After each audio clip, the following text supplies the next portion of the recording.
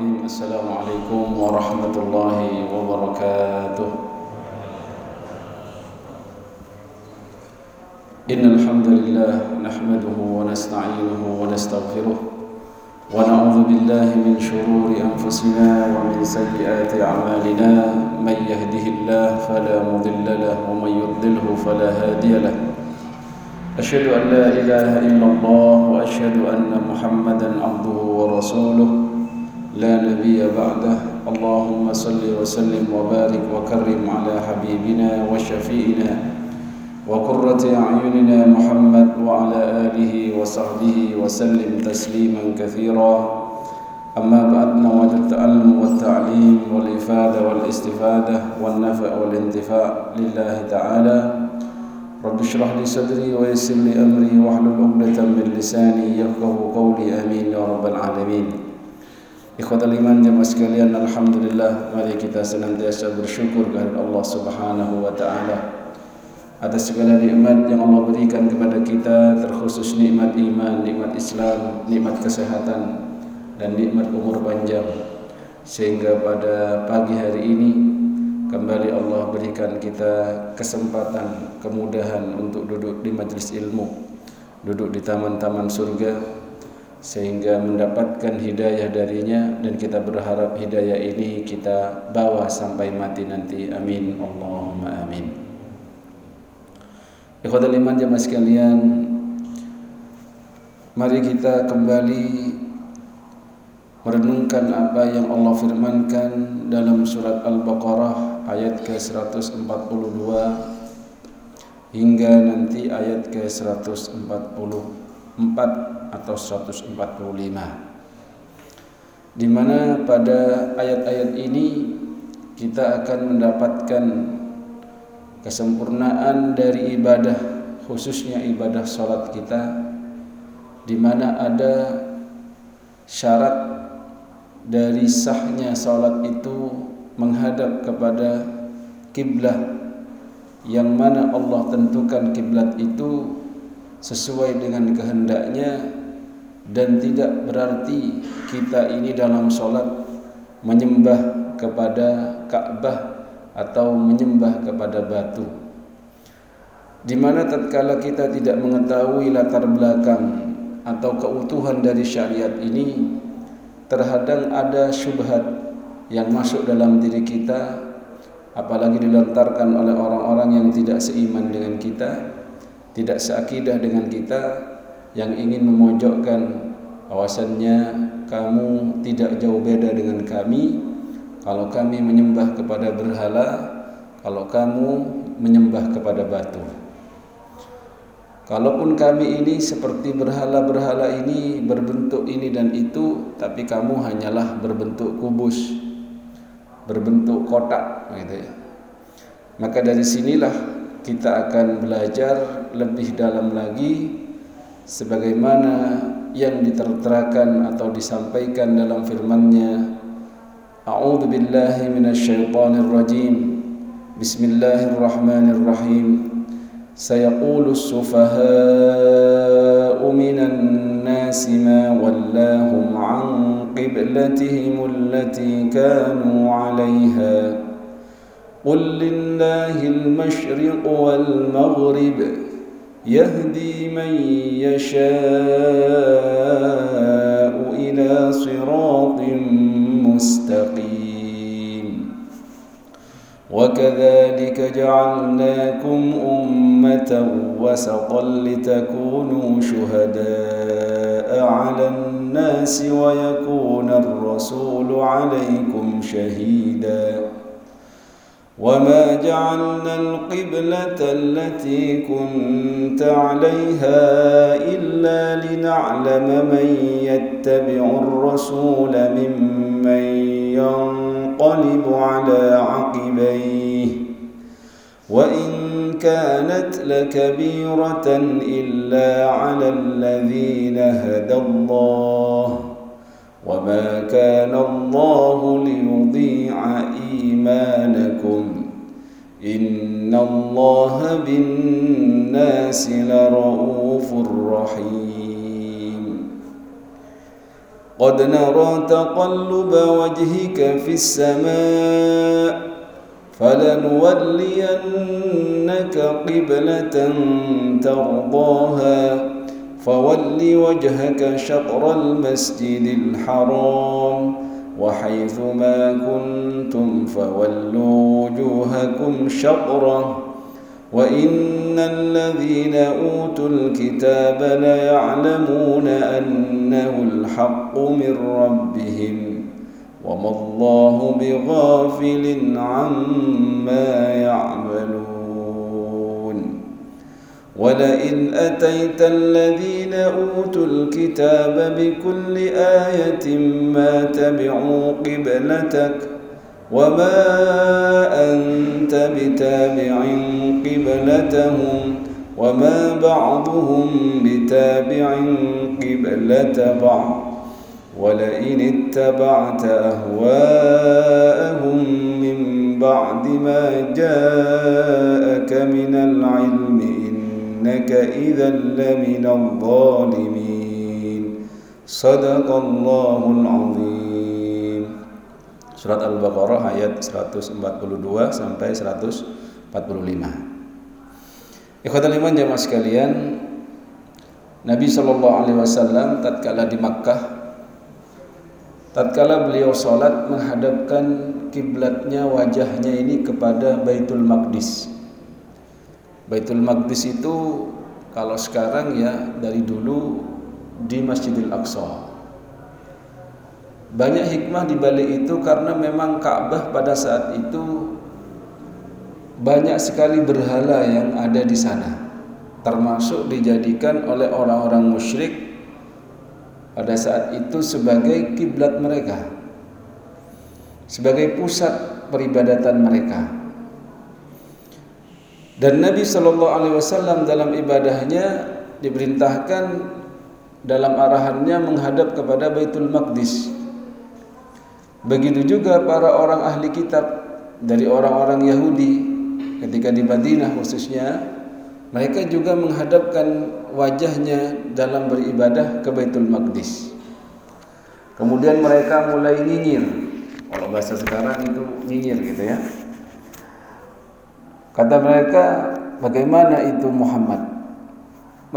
Dia itu tidak mau seagama dengan kita, tapi dalam urusan kiblat niru kita, menyamai kita. Maka di sini Nabi SAW ada dalam hatinya sesuatu. Dan terkadang beliau ini sering sekali menghadap ke langit berdoa kepada Allah, ingin sekali bahwasannya kiblat yang dijadikan kiblat dalam salat ini menghadap kepada Baitul Haram, kepada Ka'bah, sebagaimana Abuna Ibrahim alaihissalam menghadapkan wajahnya dalam ibadah ke Baitul Haram, ke Ka'bah. Maka disinilah Allah menjawab doa dari apa yang dipanjatkan oleh Rasulullah SAW dengan mengubah arah ketika beliau sudah hijrah ke Madinah. Itu pun masih berlangsung di awal-awal hijrah itu menghadap ke Baitul Maqdis. Lalu dari sini beliau mendapatkan perintah baru, fawalli wajhaka syatral masjidil haram. Jadi di sini dikatakan oleh para ulama bahwasannya ada hukum nasakh dan mansukh. Ada hukum nasikh, ada yang mansukh. Ada hukum ketika sudah berjalan sekian tahun, sekian bulan, lalu datang hukum baru untuk menghapus hukum yang lama. Itu yang disebut dengan hukum nasakh dan mansukh. Nasakh menghapus, mansukh dihapus.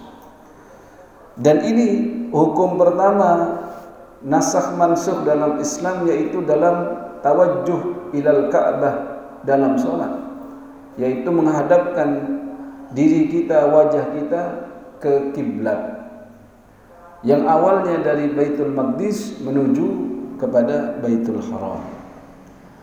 Ikhwatul iman, dari sini kita bisa menjawab setiap tuduhan syubhat-syubhat yang ingin mengatakan bahwasannya kita ini adalah menyembah kepada Ka'bah, menyembah kepada batu ya. Jawabannya tidak. Kita hanya menghadapkan wajah kita ke Ka'bah, ke Baitul Maqdis pada saat itu, semuanya atas dasar perintah Allah. Dan Allah Subhanahu wa ta'ala Malik, Raja di Raja, terserah dia mau diperintahkan kemana menghadapnya. Walillahil masyriq wal maghrib, milik Allah arah timur sampai arah barat. Mau hadap ke Masjidil Haram, mau hadap ke Masjidil Aqsa, terserah Allah Subhanahu wa ta'ala. Yang penting kita sebagai hamba adalah sami'na wa ata'na. Kami mendengar dan kami pun mentaati apa yang diperintahkan. Sebelum perintah itu turun, Allah sudah mengkabarkan, sayaqulus sufaha, akan berkata mereka orang-orang yang sufaha, jamak dari safih. Safih itu Pak, kalau bahasa agak kasarnya itu bodoh, atau yang agak kasar lagi goblok begitu ya. Tapi kalau bahasa itu dikelola dengan baik, insya Allah lebih enak didengar. Misalkan kalau dalam bahasa akademik kita katakan ada keterbelakangan intelektual, kan enak Pak ya ngomongnya itu. Daripada bilang ke mahasiswa, kamu ini goblok, kan nggak enak. Kamu ini sepertinya mengalami keterbelakangan intelektual. Tapi ujung-ujungnya sama ya. Atau apa? Berpikirnya kurang cerdas, agak lumayan gitu lah. Nah, di sini sudah dikatakan dulu, sayaqulus sufaha, akan berkata, akan nyinyir itu orang-orang yang bodoh atau sufaha itu. Minan nas, dari golongan manusia, ma wallahum an qiblatihim allati kanu 'alaiha, apa yang menyebabkan mereka itu berpindah dari kiblat yang sebelumnya. Ini menjadi syubhat Pak. Ada orang yang gara-gara perpindahan kiblat ini murtad dari Islam. Ada orang yang gara-gara ini menjadi munafik, menjadi ragu terhadap syariat ini. Maka kita ini belajar dari sini, apa yang sudah Allah tentukan jangan meragukan. Saya pernah dulu dijawab oleh seseorang ya, dalam urusan bekam saja. Orang yang mindsetnya sudah, dia itu murni tidak pernah mengenal Tibun Nabawi, melihat bekam itu enggak steril, ini begitu. Dia sudah suudzon duluan gitu ya.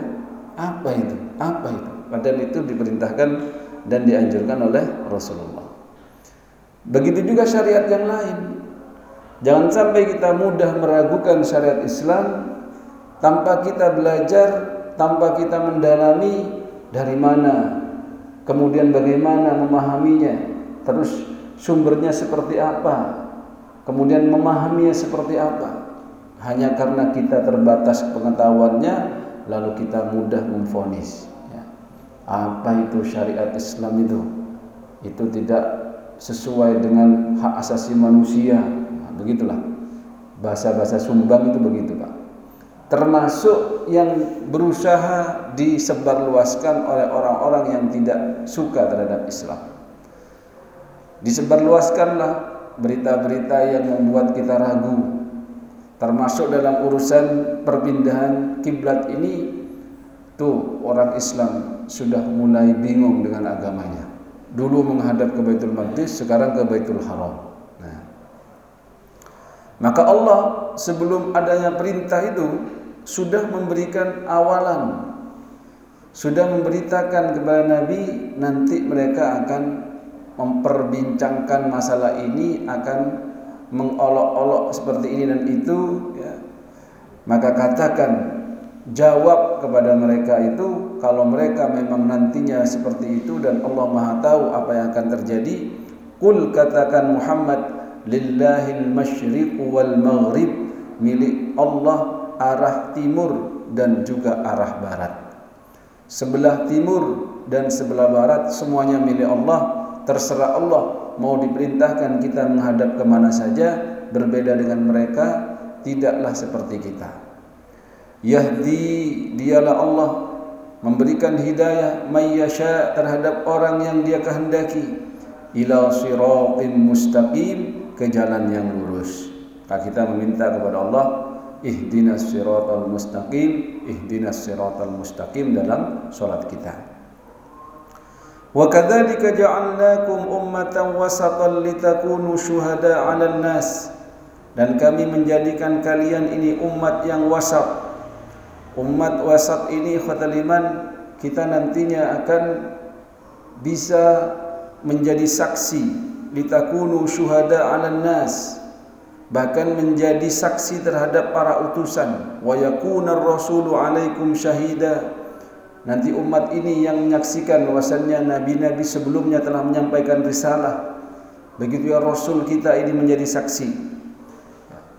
Dan kita ini adalah umat yang wasat, yang mana wasatiyahnya dalam syariat ini menunjukkan luar biasanya umat ini.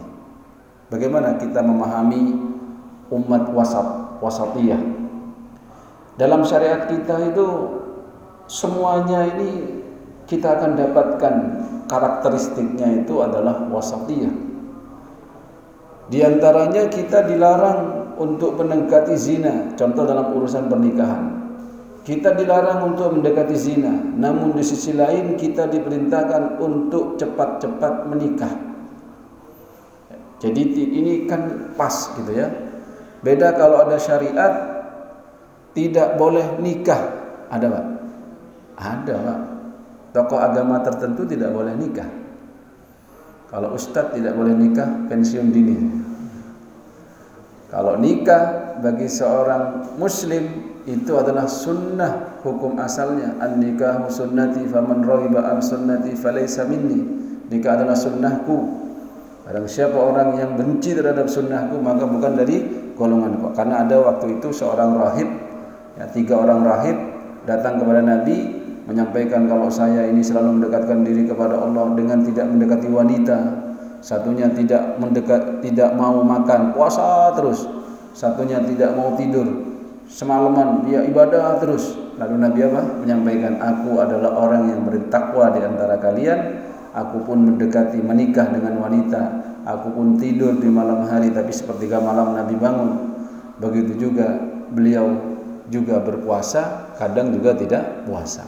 Kecuali di dalam puasa wajib gitu. Jadi agama Islam ini wasat. Ibadahnya tidak terlalu berlebihan. Salatnya hanya 5 waktu dengan bobot 50 waktu ya. Tapi tidak seminggu sekali. Nah, kalau panjenengan sudah menggeser ke hari Jumat saja, pindah hari, pindah agama. Kan ada itu pokoknya Jumatan harus tetap. Ya enggak bisa, 5 waktu salat, hafidhu ala salawati was salatil wusta. 5 salat itu. Bukan hanya 1 saja dalam seminggu gitu. Kan tidak berlebihan. Pada saat sebelum kita, umat nabi-nabi sebelum kita salatnya lebih dari 5 waktu ya. Sampai-sampai ketika pertama kali disyariatkan salat 50 kali, bagaimana Nabi Musa meminta kepada Nabi kita Muhammad SAW untuk kembali meminta keringanan kepada Allah Subhanahu wa taala. Dipotong, dikorting sampai tinggal 5 kali itu, sampai Nabi mengatakan apa? Istahyaitu Rabbi, saya malu sama Tuhanku. Masa Pak, sudah 50 kali dikorting sampai 5 kali masih gak sholat, tak terlalu ya Pak. Lalu masih ada yang murtad mengatakan gimana? Gak bisa kamu jadi muslim yang baik itu, berat sholat 5 waktu itu. Ya versi kamu yang tidak mengetahui dekatnya hubungan seseorang hamba dengan Tuhannya dalam Islam. Jadi wasatan, yang gak terlalu berlebihan, ya tidak terlalu ndelewer gitu loh Pak. Di sisi lain kita disuruh menikah, ya ma'syaras syabab man istata'a minkumul ba'ata falyatazawwaj. Asy-syabab loh Pak, enggak nunggu tua, nikah itu enggak nunggu mapan umur 48 sampai Allah begitu ya. Anda syabab sudah siap bisa menafkahi, menikah. Tapi juga wala taqrabuz zina, tidak boleh mendekati zina apalagi berzina. Jadi seimbang ini. Ada lagi yang tadi sholatnya tidak terlalu ndelewer seminggu sekali, tapi ya tidak terlalu sering 50 kali dalam sehari semalam. bisa setiap setengah jam sholat, gitu kan? Dan banyak sekali wasat dalam sholat kita ini, dalam ibadah kita, dalam muamalah kita dan lain sebagainya. Kemudian ikhwatal iman, dalam urusan kiblat Allah berfirman, "Wa ma ja'alnal qiblata allati kunta 'alaiha", tidaklah kami jadikan kiblat yang kita ketahui awalnya dari Baitul Maqdis menuju Baitul Haram ini illa lina'lama may yattabi'ur rasul. Ada hikmah di balik itu untuk mengetahui siapa yang benar-benar bisa berittiba kepada Rasul, mimman yanqalibu ala aqibaih. Ada orang yang tidak bisa berittiba sepenuhnya kepada Rasulullah sallallahu alaihi wasallam. Bahkan gara-gara kejadian ini mereka murtad. Dan jangan kita anggap kejadian ini sudah selesai. Kita juga bisa mendapatkan hal-hal dalam hal yang lain. Ada dalam urusan warisan misalkan, salatnya ikut Islam, puasanya ikut Islam, hajinya ikut Islam. Pas ketemu warisan dia enggak bilang, ya, sudah dibagi rata saja, enggak usah pakai 2:1. Ini tidak adil. Seakan-akan ingin mengatakan Allah ini kalah adil dengan adil menurut panjenengan atau menurut mata manusia. Syariat bukan hanya urusan kiblat saja. Kalau dalam urusan kiblat orang teruji dan dia ittiba kepada Nabi, maka insya Allah dalam syariat lain pun dia akan tunduk patuh berittiba kepada Rasulullah sallallahu alaihi wasallam. Coba panjenengan kalau pernah melihat dalam Ghazul Fikr, ada yang perjuangkan merasa kalau wanita itu terlalu dikekang di Islam, kemana-mana harus diantar oleh mahramnya, kan begitu. Lalu mari kita merenung, sekiranya yang paling menghargai wanita itu siapa? Agama apa? Kalau dalam Islam itu diperintahkan untuk ya diantar, ditemani, tidak boleh sendiri seorang wanita, itu hanya untuk kemaslahatan dia sendiri. Di mana mahram itu adalah seharusnya memang orang-orang yang dicintai, baik itu bapaknya, suaminya, saudaranya, sehingga tidak ada istilah adanya pemerkosaan, tidak ada istilah pelecehan. Iya, kenapa? Karena selain menutup auratnya, senantiasa ditemani oleh mahramnya. Ini seharusnya difahami dengan baik, bukan dilihat dari sisi negatif saja, suudzon saja. Pokoknya Pak, kalau sudah hati itu penuh dengan kebencian, yang benar jadi gak benar. Kata pepatah bagaimana? Wa ainur ridha an kulli sukhdin kalilatin kama anna ainus sukhti tubdil masawiya. Kalau sudah memandang sesuatu dengan mata kebencian, yang baik jadi buruk, begitu juga kalau memandang sesuatu dengan mata kecintaan, udah semuanya baik-baik saja, gitu ya. Baik ikhwatul iman, kita diajarkan objektif dalam Islam ya. Kemudian wa in kanat lakabiratan illa 'alal ladzina hadallah. Mungkin bagi mereka yang belum kuat imannya, hal pemindahan kiblat itu menjadi besar baginya. Bahkan bisa ada yang sampai murtad pada saat itu. Ada juga yang meragukan, gimana sih kok pelin-pelan? Nah begitu Pak. Bagaimana sih kok berubah-ubah, enggak konsisten? Ikhwatul iman, bedakan pelin-pelan dengan kebijakan. Ini kadang juga sampean kalau dikritik istrinya, jelaskan dengan benar. Ini pelin-pelan, katanya mau berangkat tapi gini enggak jadi. Jelaskan Pak. Dosa bukan pelin-pelan, tapi melihat kondisi. Kalau memang ini kondisinya, misalkan sama janji, ayo besok berangkat ke pantai ya, jam 7 pagi. Lalu jam 7 pagi itu hujan, badai, angin topan, masa sampai tetap berangkat? Gitu. Kalau Anda bijak, jelaskan. Tapi kalau istrinya memang bawel atau istrinya nggak mau tahu, apa lo mencari-cari jalan suaminya, mesti pelin-pelan Nabi itu. Katanya jam 7 mau berangkat ke pantai. Ya kalau berangkat juga sampai hilang di pantai karena apa? Badainya luar biasa, kan begitu. Nah, di hukum itu ada begitu, nasakh mansukh ada, sehingga misalkan ya dulu dilarang untuk ziarah kubur, misalkan. Akhirnya setelah itu ala fazuruha, silakan ziarah karena itu bisa mengingatkan kalian mati, kan begitu. Maka ada seperti itu syariat itu. Sebelumnya dilarang, akhirnya setelah itu diperbolehkan. Ada kondisi tertentu yang mana syariat itu menuntut adanya nasikh dan mansukh. Innallaha, kemudian di sini wa ma kana Allahu liyudhi'a imanakum. Tidaklah Allah itu menyia-nyiakan iman kalian. Sepenggal ayat ini kisahnya ada yang nyeletuk istilahnya, ada yang mempertanyakan.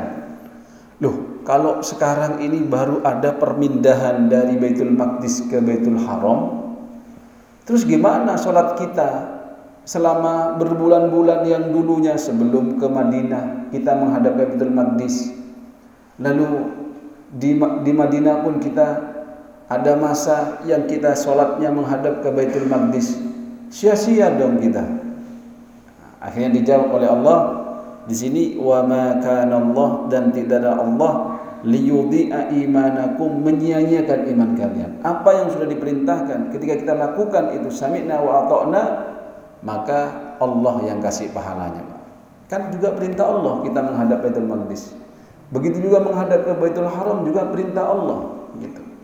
Maka nanti kalau dalam hukum nanti ditarik bagaimana memahami dalam hukum fikih itu. Bagaimana kalau Anda sholat lalu sampean salah, misalkan kan sholat sejadahnya dihadapkan ke timur karena salah naruh. Sampean orang baru di situ langsung saja sholat mengikuti sejadah. Lalu datang temannya, salah bro, itu saya tadi salah naruh, dibalik gitu ya sejadahnya. Itu dalam fikih, ketika Anda masih sholat lalu ada kabar bahwasannya Anda itu salah, itu bisa berubah dan itu tidak usah membatalkan. Dari mana itu diambil, Pak? Pemahamannya, sumbernya. Saat sholat mereka, saat sholat subuh di Masjid Quba yang disebut dengan Masjid Qiblatain itu, nadal munadin, ada seorang yang mengatakan sudah berpindah kiblatnya dari Masjid Al-Baitul Maqdis menuju Masjid Al-Haram. Lalu seketika itu para sahabat yang sedang salat itu berpindah kiblatnya menuju ke Baitul Haram. Itu loh, Pak. Imannya sahabat itu luar biasa. Dan di sini menjadi dalil juga adanya diterimanya khabarul wahid, atau kalau kita belajar mustalah hadis, ada hadis itu kan mutawatir, ya banyak, ya periwayatannya banyak setiap generasi. Ada hadis itu ahad itu satu-satu, an satu jalurnya itu. Ya. Dan juga nanti dibedakan kalau setiap generasi itu 3 atau 2, apakah itu masyhur apa saja istilahnya, ada semua istilahnya itu. Yang jelas itu bisa jadi dalil. Bagi panjenengan kalau sering bujuan, ya ngasih tahu, nggak dipercaya, wajar. Makanya dalam hadis itu tidak boleh meriwayatkan dari orang yang terkenal suka bohong. Jangankan bohong ke orang, bohong ke hewan itu ada yang nggak mau, Pak. Contoh, bohong ke hewan gimana? Anda panggil ayam, dikasih jagung kan biasanya, kir kan kasih jagung biasanya. Ini enggak, kir jagungnya nggak ada, ayamnya datang diambil ayamnya, jagungnya nggak ada. Anda bohong sama hewan. Itu ada yang nggak mau meriwayatkan hadis dari orang yang bohong sama hewan, luar biasa. Jadi di hadis itu diantaranya hujjahnya adalah khabarul wahid itu diterima, sebagaimana para sahabat pada saat itu menerima kabar bahwasannya telah berpindah kiblat dari Baitul Maqdis ke Masjidil Haram, langsung mereka percaya. Berarti orang ini terpercaya zaman itu, Pak ya. Makanya jangan sering-sering bersumpah, Pak. Bahkan Allah enggak meridhoi atau tidak memberkahi penjual yang sering bersumpah. Demi Allah ini barang saya bagus, ini paling bagus, sak manuan Mukti, sak manuan Rejo, ini HP saya ini. Wah, demi Allah gitu. Yang repot itu ditanya temannya, "Sudah makan?" Sudah. Demi Allah sudah makan saya. Apa gitu efeknya gitu. Sudah makan itu bilang demi Allah. Demi Allah itu hanya keluar bagi seorang mukmin dan muslim itu kalau dia ada di pengadilan sebagai saksi dan hanya Allah yang menyaksikan apa yang dia katakan. Demi Allah, begitu. Bukan gara-gara kenyang, demi Allah saya sudah kenyang. Enggak penting ya Pak ya. Jangan mempermainkan sumpah. Innallaha bin-nasi laraufur rahim. Sesungguhnya Allah kepada para manusia ini sangatlah rauf, rahim, pengasih. Kasih sayangnya sangat besar sekali. Kemudian ikhwatal iman, ayat selanjutnya ayat ke-144. Qad nara taqalluba wajhika fis sama. Benar-benar kami telah menyaksikan, melihat dan mengetahui. Karena nara itu bisa diartikan macam-macam dalam tafsirnya itu ya. Misalkan ra'aitu fil manam, saya melihat dalam mimpi. Ra'a, yara ru'yatan. Atau Anda ketika berdiskusi, inni ara, aku berpendapat menurut pendapat saya, bisa juga begitu. Baik. Qad nara taqalluba wajhika fis sama. Kami telah melihat, yang maksudnya Allah di sini mengetahui bagaimana engkau wahai Muhammad bermunajat kepada Allah, menghadapkan wajahmu ke langit. Agar apa? Menginginkan kiblat itu menghadap ke Masjidil Haram. Kita pernah ya belajar sirahnya di fikih sirah tentang Ka'bah itu siapa yang bangun pertama gitu ya. Ada pendapat-pendapat yang mengatakan diantaranya Ka'bah itu dibangun oleh malaikat yang meminta kepada Allah, yang ditugaskan di bumi. Kalau ada di atas itu ada apa? Kalau ada di ahlus samawat, para ahli langit itu kan ada Baitul Ma'mur, tempat mereka para malaikat tawaf dan lain sebagainya. Maka malaikat yang diutus di bumi itu meminta kepada Allah agar diberikan juga kiblat dalam urusan ibadah mereka. Lalu diperintahkan untuk ada yang pendapat mengatakan Nabi Adam yang pertama diperintahkan untuk membuat Ka'bah itu, dan dialah orang yang pertama tawaf. Ada yang mengatakan malaikat. Sedangkan Nabi Ibrahim apa? Meninggikan, yarfa al-qawaid, meninggikan apa? Bangunan yang sudah pondasinya dibangun sejak Nabi Adam dulu. Itu sudah dibahas. Kemudian ikhwatal iman, falanwalliyannaka qiblatan tardaha. Maka Allah mengabulkan harapan dan permohonan Nabi itu dalam kiblat yang dia sukai, yang dia ridhoi, yang enak di hatinya. Kenapa? Kan tadi itu selalu saja dibuat nyinyiran oleh orang-orang Yahudi. Tuh, Muhammad itu aneh ya, tidak mau ikut agama kami, agama ahli kitab Yahudi ya. Tapi dia kiblatnya sama dengan kita, niru-niru kita gitu ya. Fawalli wajhaka syatral masjidil haram, maka hadapkan wajahmu ke syatral masjidil haram, ke Masjidil Haram. Wa haitsu ma kuntum, dan dimanapun kamu, fawallu wujuhakum syatrah, hadapkan wajahmu kepada tengahnya, syatrah. Wa innal ladzina utul kitaba la ya'lamuna annahu al-haqqu min rabbihim, dan sesungguhnya para orang-orang ahli kitab itu benar-benar tahu bahwasanya itu adalah hak, itu benar dari Tuhannya. Wa mallahu bighafilin amma ya'malun, dan tidaklah Allah lalai atau lupa terhadap apa yang mereka lakukan. Yang kita garis bawahi secara hukum di sini adalah ayat penggalan dari fawalli wajhaka syatral masjidil haram. Kita dalam salat ini Pak, bagaimana hukum kita menghadap kiblat? Kan sudah kita selesai ya perpindahannya dan hikmahnya.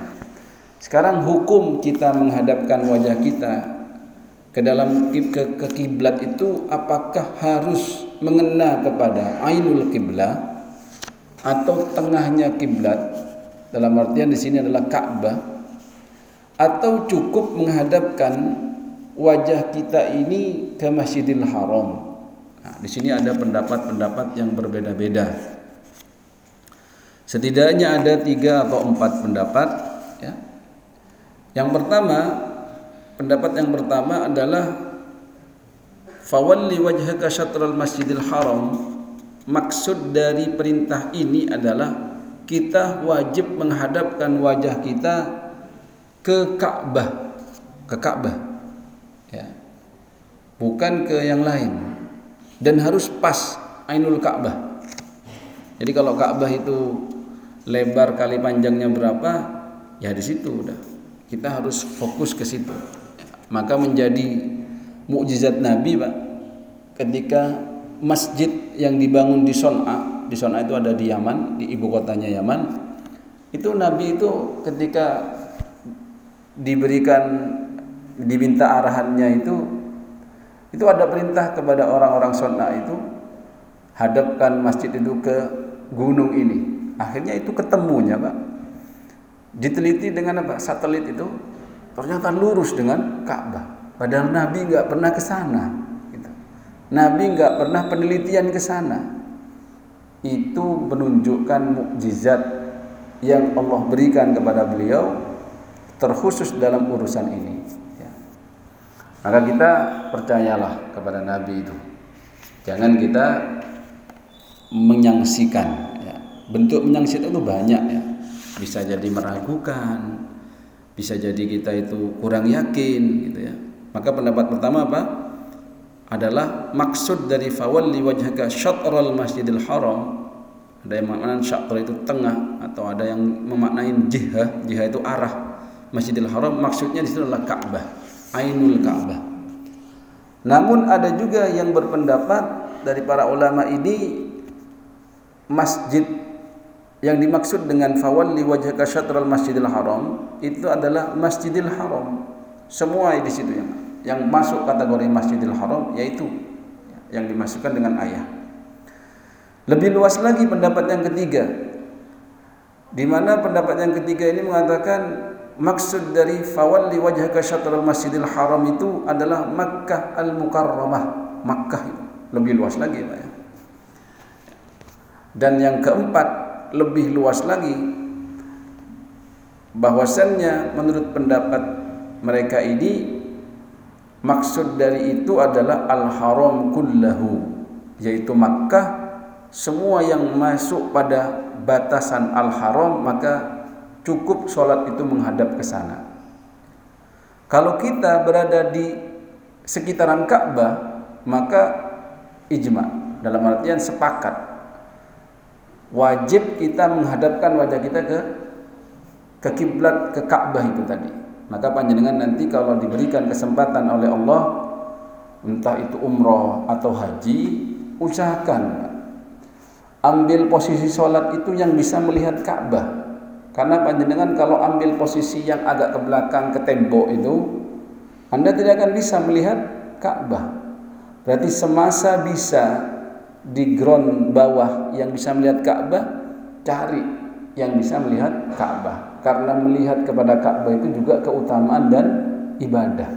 Bahkan diajarkan jangan mendelik terus, karena sekali pandang itu adalah ibadah. Jadi jangan ketip-ketip dibuat-buat ya sewajarnya. Tapi katanya jangan mendelik gini, karena sekali pandang itu ibadah. Jadi kalau kita sering mendelik berarti kurang banyak dapat ibadahnya, begitu ya. Itu pemahaman itu. Yang jelas ikhwatal iman, dari sini kita tahu terkadang para ulama itu berbeda pendapat dari satu dalil, dari satu hujjah, bahkan dari sepotong ayat, yaitu fawalli wajhaka syatral masjidil haram. Dan pendapat mereka itu bukanlah asal-asalan, Pak. Sehingga dibagi menjadi dua garis besar, ya. Yang pertama adalah garis besar yang pertama adalah pendapat dari para ulama Syafi'iyah dan Hanabilah, bahwasannya wajib bagi kita yang sholat ini sebagai fardun min furudis sholah, bahkan la tasihhus sholah bidunihi, tidak sah sholat kita kalau kita tidak menghadap ke kiblat, ya. Kecuali nanti ada pengecualian, illa ma ja'a fi sholatil khauf, sholat perang, dalam perangan, ya, atau dalam sholat nafilah, sholat sunnah yang dilakukan di mana? Dabbah, ikut naik mobil atau kereta atau pesawat. Tapi kalau kita bisa menghadapkan, bisa. Kalau pesawat mah mudah, Pak. Misalkan hamba pulang umroh, mau sholat di antara gangnya pesawat itu bisa. Itu bisa kok. Atau nanti gimana kiblatnya? ikut di atas ada tandanya gitu, kiblat, arah kiblat gini. Pesawat kan enggak gini begini Pak, gini aja gitu. Bisa. Ya. Tinggal menghadap ke arah ekor pesawatnya gitu kan. Kemudian di ikhwatal iman, dalam pendapatnya para ulama Syafi'iyah dan Hanabila itu wajib kita itu menghadap kepada Ainul Ka'bah. Ikut pendapat yang pertama tadi dalam perbedaan memahami Syatrul Masjidil Haram. Sedangkan pendapat yang kedua secara garis besar, di mana ini dari pendapat mazhab Hanafiyah dan Malikiyah, yang wajib hanyalah arah Ka'bah saja, jihatul Ka'bah, bukan Ainul Ka'bah, bukan pas di Ka'bahnya. Pokoknya arahnya ke sana itu sah. Dan kalau kita renungkan, Pak, kalau dalam pendapat penulis di sini Ali As-Sabuni di sini, beliau lebih condong pada pendapat yang kedua, karena itu lebih memudahkan kepada umat, khususnya ketika kita berada di Indonesia, di negara-negara yang jauh. Dan kalau kita ini berada di tempat yang jauh, sulit bagi kita untuk ngepasin Ka'bah itu. Apalagi kalau kita arsitekturnya, masjidnya, ya, luasnya saja melebihi luasnya Ka'bah. Bagaimana kira-kira? Yang paling pojok sana kan nggak pas nanti ya. Nah, ini Ka'bah misalkan itu 30 meter, sedangkan bikin masjid sop pertama saja sudah 50 meter. Berarti yang paling pojok kan nggak pas. Masa harus begini, harus mengkong begini ya. Nah, disinilah perbedaan pendapat itu, Pak, menjadi rahmat bagi kita. Kita merasakan betapa nikmatnya berislam itu. Ketika kita jauh seperti ini, ketika kita tidak bisa memastikan dengan teknologi bahwasanya ini pas ke Ka'bah, kita masih enak di hati. Toh ada kok pendapat yang mengatakan cukup ke arah Ka'bah. Kalau kita bisa memastikan, saya ikut dua-duanya berarti. Saya ikut yang wajib ke Ainul Ka'bah, dan saya juga bisa menerapkan pendapat yang kedua ke jihatul Ka'bah. Kenapa? Karena kecanggihan teknologi sekarang sudah mulai bagus. Ya kan? Sudah bisa. Ini lurus. Ya, bahkan kalau kita pakai gayanya Google Map itu bisa lurus itu. Nah, itu insyaallah.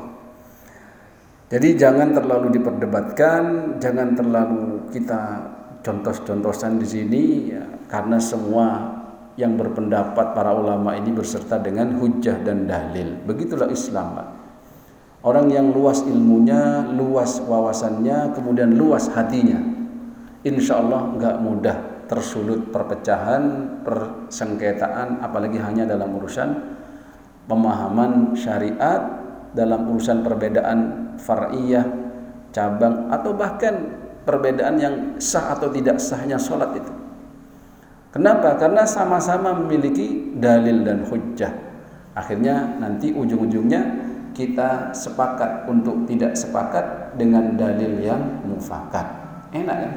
Ya wis gitulah. Jadi kalau luas ilmunya kurang luas dadanya juga masih ada potensi untuk gontok-gontokan itu. Ikhwatul iman jemaah sekalian, banyak sekali pendukung-pendukung pendapat-pendapat ini, ya. Contoh dari pendapat yang pertama, ya, dari para ulama yang berpendapat bahwasanya wajiblah kita itu menghadapkan wajah kita ke Ainul Qiblah. Beliau, para ulama ini berhujjah dengan dalil hadis, diantaranya kisah Nabi Shallallahu Alaihi Wasallam ketika beliau masuk ke Baitul Haram, lalu beliau tidak sholat kecuali sudah mengarahkan, ya, kepada kiblat semua, dan dia mengatakan waqala hadhil kiblah, dan ditunjuk itu, ini loh kiblat. Maka memahami dari kata-kata Nabi dalam sabdanya beliau hadhil kiblah, isyarah ini, petunjuk beliau menunjuk Ka'bah ini sebagai kiblat, itu menunjukkan petunjuk bahwasannya itu adalah harus menghadap ke kiblat itu, dan itu merupakan hujjah bagi mereka, Ainul Ka'bah berarti. Ya. Tetapi di sisi lain, para ulama dari golongan mazhab Malikiyah dan Hanafiyah itu itu juga berpendapat dengan dalil sunnah juga, di mana Nabi SAW pernah bersabda, ma bainal masyriq wal maghrib qiblah, antara arah timur dan arah barat itu adalah kiblat. Dan juga ada hadis yang mengatakan dari sabda beliau, al baitu qiblatun li ahli masjid, bait ya ini adalah kiblat bagi ahli masjid. Jadi Ka'bah itu loh. Maka di sini yang tadi yang disepakati, kalau kita di dalam Masjidil Haram maka hadapkan wajah kita ke Ka'bah itu.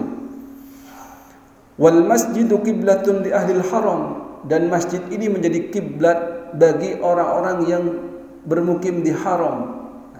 Jadi pemahamannya begitu. Wal haramu, sedangkan tanah haram ini kiblatun li ahlil ard, adalah kiblat bagi mereka yang berada di bumi seluruhnya, fi masyariqiha wa magharibiha min ummati, baik yang ada di sebelah timur atau ada di sebelah barat dari umatku. Sama-sama punya dalil Quran dengan ayat yang sama, sama-sama juga memiliki dalil dari sabda Nabi sallallahu alaihi wasallam. Ini ikhwatul iman diperkuat lagi dari pendapat yang kedua tadi, bahwasannya ketika di Masjid Quba tadi, ketika salat subuh, lalu ada yang mengatakan, ya, ini sudah dipindah kiblatnya dari Masjidil Aqsa kemudian ke Masjidil Haram. Mereka langsung saat itu juga berpindah tanpa pakai ngukur-ngukur segala itu, Pak. Langsung spontanitas. Andai saja itu adalah salah, maka sudah ditegur oleh Nabi, maka disuruh mengulang salatnya. Tapi Nabi mendiamkan gitu. Itu adalah hujah-hujahnya. Insyaallah cukup itu ya, biar enggak terlalu banyak, kalau dibaca semua enggak selesai nanti. Ikhwatul iman jemaah sekalian, yang jelas kita menghadapkan wajah kita ke Ka'bah ini dalam urusan tauhidullah. Tawaf mengelilingi Ka'bah itu simbol bahwasannya keesaan Allah. Kita enggak semrawut ibadah itu, Pak. Enggak suka-suka, udah suka-suka madhep ke sini, ini enggak. Ya. Kita diberikan arahan sehingga kita ini adalah persatuan umat kita. Wa'tasimu bihablillahi jami'an wa la tafarraqu. Setidaknya itu menjadikan kita itu sadar kita kiblatnya sama. Kenapa kita harus berbeda sampai caci maki, hina menghina dan seterusnya? Kiblatnya sama, syahadatnya sama, salatnya sama. Kalau beda kiblat, beda ya. Beda cara salat, itu masalah. Beda syahadat, masalah. Maka kalau ada orang golongan yang dihukumi sesat, contohnya dalam Syiah misalkan ya, itu sudah ada fatwa dari MUI misalkan. Ketika dia ingin menyamakan, kita ini sama, enggak, syahadatmu beda kok. Syahadatmu gitu kok. Kita syahadatnya asyhadu an la ilaha illallah wa asyhadu anna muhammadar rasulullah, tapi kamu ada tambahannya anak Ali ini Hasan wal Husain begini begitu. Ya, syahadatnya udah beda, Pak. Tapi kita yang sama ini, Pak. Mari kita jalin ukhuwah Islamiyah kita. Jangan mudah terprovokasi, jangan mudah terpancing, tersulut emosi, apalagi karena permasalahan-permasalahan yang di situ sama-sama menggunakan dalil, sama-sama menggunakan hujjah, dan sama-sama kuat ya. Wala in ataital ladina utul kitab bi kulli ayatin ma tabi'u qiblatak. Kalau memang orang itu sudah menutup dirinya, Pak, seperti orang Yahudi itu sudah tahu itu benar, walaupun kita kasih dia dalil sebanyak mungkin, tetap mereka tidak mau ikut ya. Wa ma anta bitabi'in qiblatahum, dan kau wahai Muhammad tidak akan mengikuti kiblat mereka. Wa ma ba'duhum bitabi'in qiblat ba'd, begitu juga sebagian dari mereka tidak juga mengikuti sebagian dari yang lain. Wala in taba'ta ahwa'ahum min ba'di ma ja'aka minal ilmi innaka laminadh dhalimin. Intinya kalau orang sudah menutup diri, makanya istilah kafir itu adalah orang yang menutup dirinya dari hidayah Allah, enggak mau dengar dia. Sama dengan Abu Lahab, Abu Jahal, bahkan mereka tahu sebenarnya kalau apa yang dibawa oleh Nabi itu benar, tapi karena gengsinya, karena itu adalah takut ya, kehilangan jabatannya, maka dia tidak mau menerima. Sama, Pak, dengan penguasa Rum ya, Pak ya. Andai saja katanya tidak karena kekuasaan yang aku pegang ini, maka aku akan beriman kepada Muhammad. Makanya Pak, jangan jadi orang besar dulu sebelum benar dalam urusan akidah dan tauhid. Takut kita gengsi karena kebesaran kita, lalu kita menolak kebenaran yang sudah kita ketahui bahwasanya itu adalah benar. Saya kira ini cukup yang bisa saya sampaikan. Semoga bermanfaat dan kita semakin cinta terhadap syariat kita, semakin yakin terhadap apa yang sudah dibawa oleh Nabi kita Muhammad SAW. Tidak ada syubhat dalam hati kita, tidak mudah memvonis syariat ini enggak benar, ini enggak benar, ini enggak. Padahal kita belum mempelajari, belum mendalami. Dalam semua hukum Allah ini pasti ada kemaslahatan, walaupun kita belum menemukan di dalamnya. Dan setiap apa yang Allah larang ini pasti ada mafsadahnya. Pasti ada kerusakan jikalau kita terjatuh di dalamnya. Mohon maaf atas segala kekurangan. Terima kasih atas perhatiannya. Semoga menjadi ilmu yang bermanfaat. Khususnya yang menyampaikan. Subhanallahumma wa bihamdika asyhadu an la ilaha illa anta nastaghfiruka wa natubu ilaik. Wassalamualaikum warahmatullahi wabarakatuh.